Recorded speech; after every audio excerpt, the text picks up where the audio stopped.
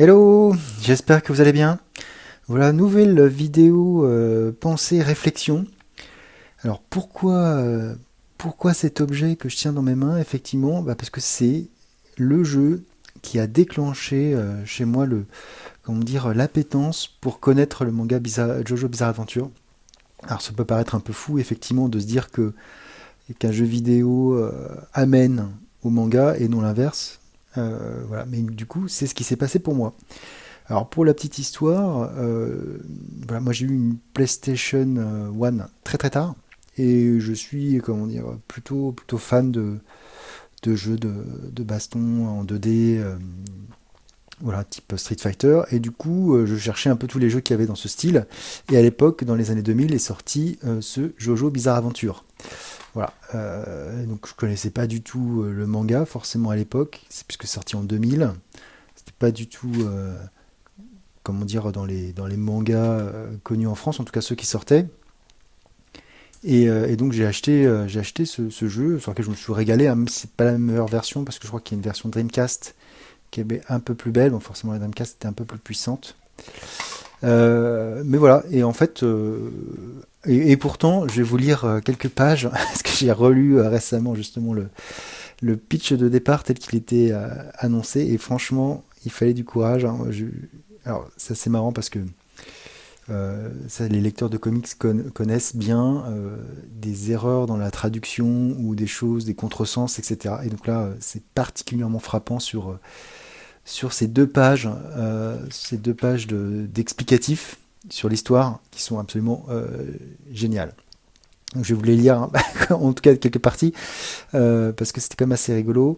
Donc la revanche de Dio, vers la fin du 19e siècle en Angleterre, Sir Joster, donc on ne parle pas de Jostar mais Joster, partageait sa maison de campagne avec un homme, Dio, dont il devint le tuteur après la mort de son père.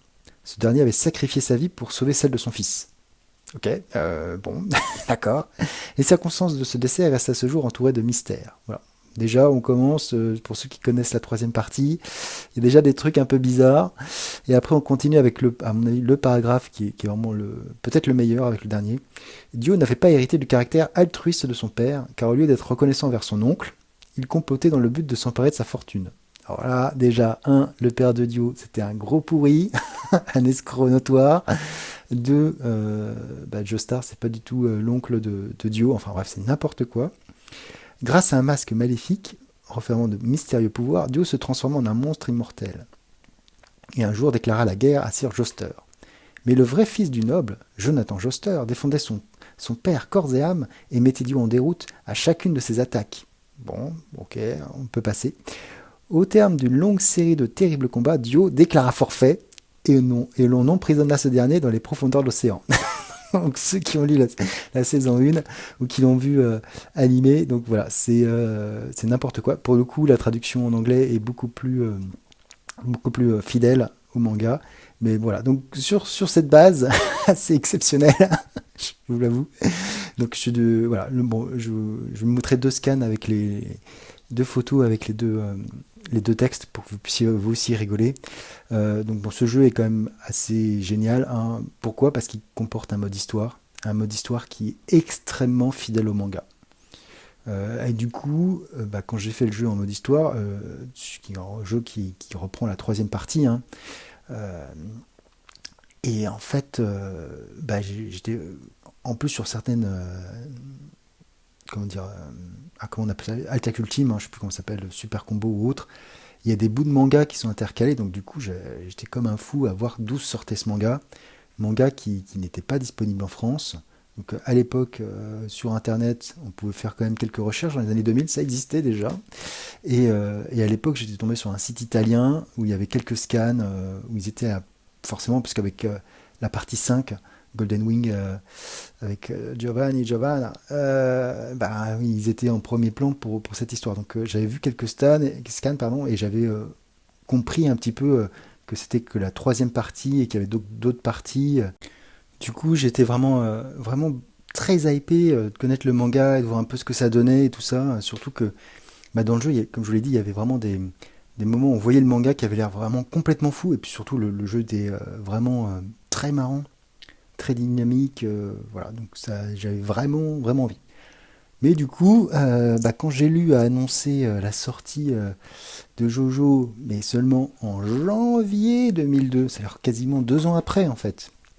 Ça peut paraître dément à l'époque, mais voilà, Jojo est sorti en France qu'en janvier 2002, très tardivement. Alors, en plus, le premier volume alors, je me souviens, la pile, j'avais fait regardé plusieurs exemplaires parce qu'en fait, la jaquette est trop grande. pourtant, pourtant, j'ai lu, avait déjà sorti du Fly, du City Hunter, etc., même du Okuto no Ken, et on peut voir à la fin. Voilà, Rakai Blues, Captain Tsubasa. Et, mais la jaquette était mal faite. Voilà, je sais pas, c'était pas terrible. C'était pas terrible. Voilà, du coup, alors après aussi, l'information qui était assez sympathique, c'est que voilà, ça avait été traduit par Olivier Huguet, qui à l'époque intervenait beaucoup sur le forum Kana, donnait beaucoup d'informations sur le manga, sa série préférée qui était la 4. Il me semble, un certain nombre de choses. D'ailleurs, il a traduit vraiment pas mal de tomes chez J'ai lu. Après, il est parti a priori. Parce que chez J'ai lu, donc, on a eu droit aux 4 saisons. Sachant que la 4 normalement est sur 2 tomes. Donc, du coup, on avait un très gros dernier tome, un dernier 46 tomes. Voilà, on va voir par rapport à l'autre. Et effectivement, c'était plus du tout Olivier Huguet comment dire, à la traduction. Alors, je sais pas pourquoi, je sais pas ce qui s'est passé, etc. Olivier Huguet, pardon. Mais voilà. Donc, du coup, donc là, on finit la 4e saison. À l'époque, qu'est-ce qui sortait d'ailleurs il faisait quoi? Sous un rayon de lune, Sinchan et Nagi. Eagle. Voilà, donc je connais pas. Mais voilà. Et après, c'est Tonkam qui a récupéré et qui continue là avec Delcourt. Donc du coup, on avait eu au droit à un premier tome de Golden Wing, mais absolument ridiculement petit. Voilà, parce que du coup, il y avait, voilà, en fait là, on a droit à 2 tomes. Voilà, en fait là, c'était découpé en 2 tomes. Voilà, la césure n'était pas aussi bien faite, apparemment. Euh, donc voilà, ou alors c'est J'ai lu qui, à son habitude, a fait des tomes supplémentaires, mais pour moi, ils avaient justement fini proprement en mettant à la fin de la 4e saison. Voilà, et après, on enchaîne avec. Et là, c'est au retour d'Olivier Huguet. Donc je sais pas après là, dans le dernier, c'est pas lui non plus, mais donc du coup voilà. Et depuis, je suis Jojo, donc depuis 2002 quand même, mine de rien, janvier 2002, donc ça fait plus de 18 ans que je suis régulièrement les aventures de Jojo, que je me régale hein, avec ces histoires. Voilà, donc là, avec la saison. Même si j'avoue que j'étais quand même, comme j'ai commencé via le jeu avec la saison 3 Stardust Crusader, quand même plus enclin à aimer cet univers que celui de la saison 7 et la saison 8. Voilà. Mais bon, voilà, disons que j'ai une, voilà, si je devais choisir, effectivement, je préfère les 6 premières saisons à celles qui arrivent, même si, outre leur très bonne qualité, hein, c'est pas tout ça, c'est qu'un aspect effectivement plus nostalgique et comment dire, connaissance des personnages qui est plus fort sur ces saisons. Voilà, donc vous avez découvert le déclic qui a lancé Jojo de mon côté.